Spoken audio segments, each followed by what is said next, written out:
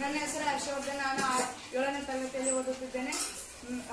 7ನೇ ವಿಜ್ಞಾನ ಪಠ್ಯ ಪುಸ್ತಕದಲ್ಲಿ ಆಮ್ಲ ಮತ್ತು ಪ್ರತ್ಯಾಮ್ಲಗಳು ಎಂಬ ಅಧ್ಯಾಯ ಬಂದಿದೆ. ಅದರಲ್ಲಿ ನಾನು ಒಂದು ಚಟುವಟಿಕೆ ಮಾಡುತ್ತಿದ್ದೇನೆ.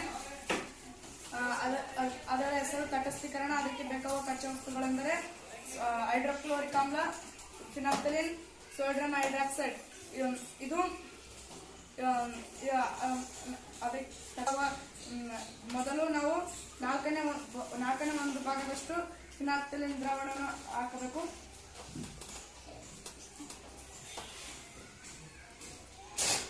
ಇದು ಹಾಕಿದ ಮೇಲೆ ಪ್ರತ್ಯಾಮ್ಲೀಯ ಗುಣಕ್ಕೆ ಬರಬೇಕಂದ್ರೆ ಸೋಡಿಯಂ ಹೈಡ್ರಾಕ್ಸೈಡ್ ಹಾಕಬೇಕು.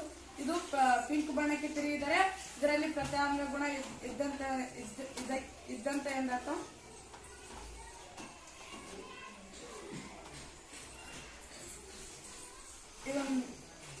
ಇದು ಪ್ರತ್ಯಾಮ್ಲ ಗುಣ. ಇದನ್ನು ತಟಸ್ಥೀಕರಣ ಮಾಡಬೇಕಂದ್ರೆ ಹೈಡ್ರೋಕ್ಲೋರಿಕ್ ಆಮ್ಲವನ್ನು ಹಾಕಿದಾಗ ತಟಸ್ಥೀಕರಣ. ಮೊದಲಿನ ಬಣ್ಣಕ್ಕೆ ತಿರುಗಿದರೆ ಇದು ತಟಸ್ಥೀಕರಣ ಎಂದು ತಿಳಿಯುತ್ತದೆ.